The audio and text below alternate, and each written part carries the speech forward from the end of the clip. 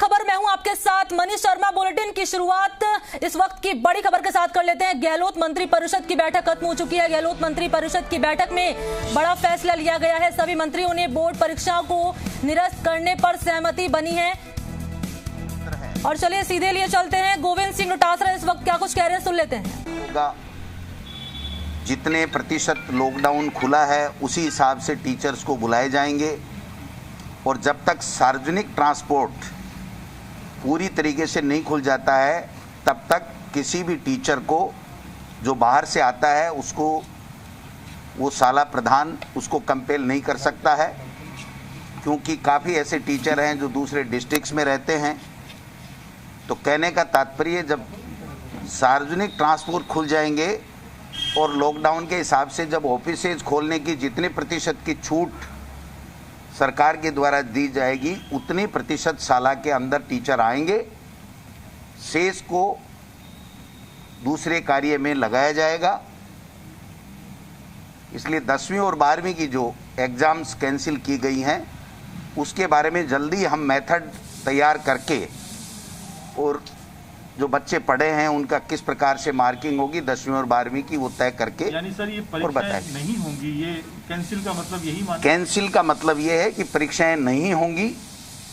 लेकिन जैसे सीबीएसई ने ये कहा है कि अगर कोई बच्चे उससे हमारी मार्किंग से संतुष्ट नहीं होंगे तो फिर सामान्य स्थिति होने पर कोरोना खत्म होने के ऊपर उसके ऊपर विचार किया जा सकता है।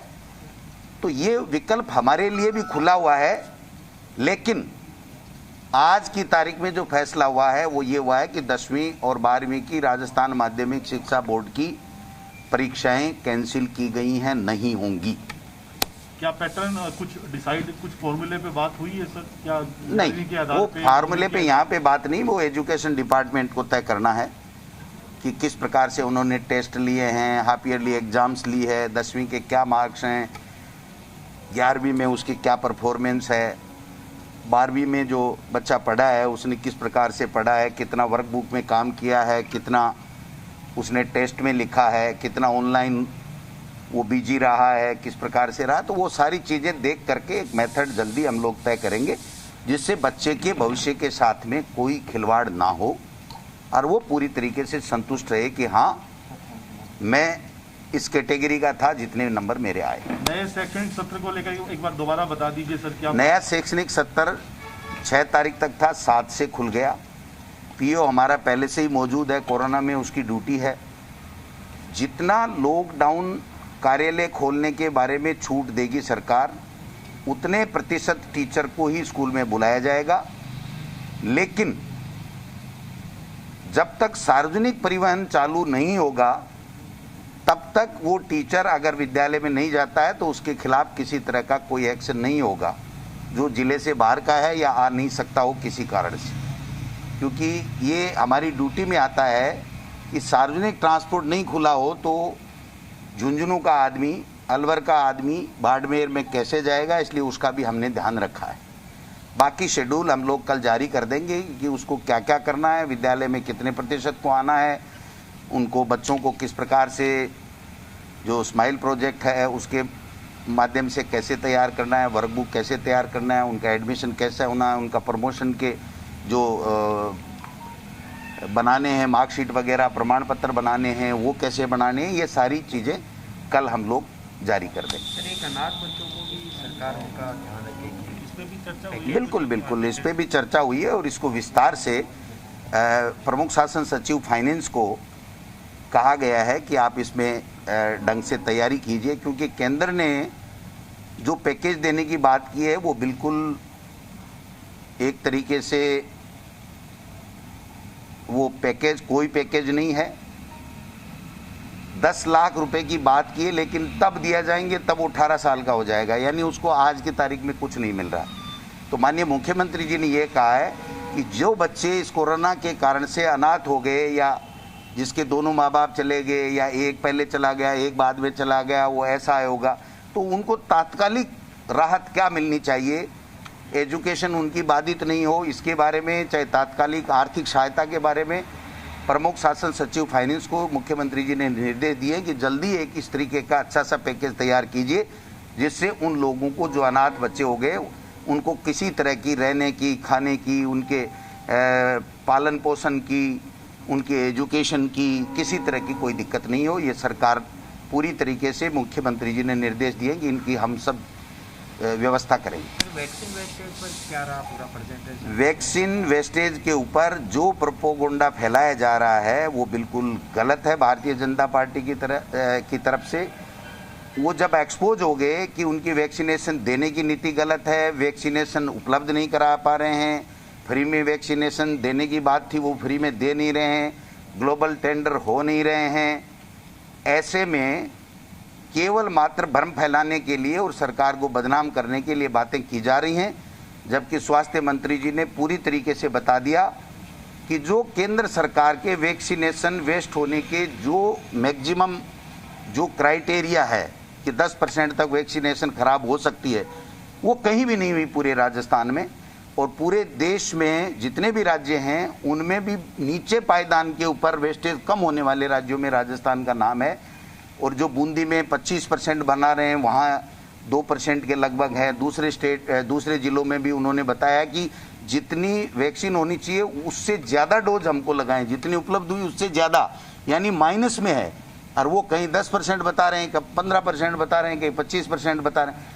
तो जो मोदी जी वैक्सीन देने में विफल हो गए, जो भारतीय जनता पार्टी कोरोना संक्रमण में केंद्र की सरकार से किसी तरह की सहायता लाने में विफल हो गई, वो अब इस तरीके का भ्रमजाल फैला रही है जिससे कि उनको ये हो कि जो मोदी जी की बदनामी हो रही है वो कम हो। और भारतीय जनता पार्टी जो कहीं दिख नहीं रही थी इस कोरोना काल में लोगों की सेवा में, वो अपने आप को ये साबित करने में लगी हुई है कि देखो वैक्सीन थी, लेकिन 10 लाख का आंकड़ा कहाँ से लाए, वो कहाँ से लाए 10 लाख का आंकड़ा? कोई आंकड़ा नहीं है।